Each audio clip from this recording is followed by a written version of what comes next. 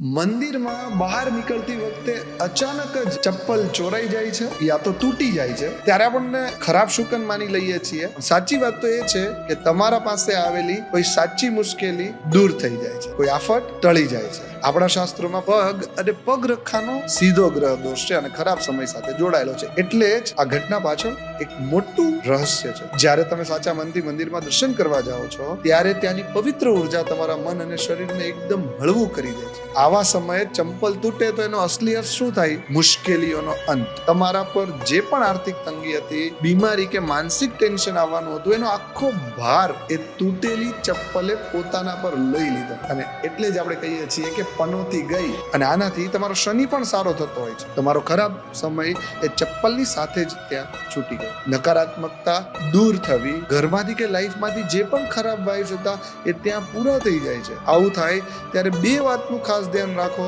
બીજા કોઈના ચંપલ ઘરે પાછા ન લાવવા, એ તૂટેલા પગરેખાને સાંધવા કે રિપેર ન કરવા, નવા લઈ લેવા, એને ત્યાં જ છોડી દેવા. મન નહીં બગાડવું.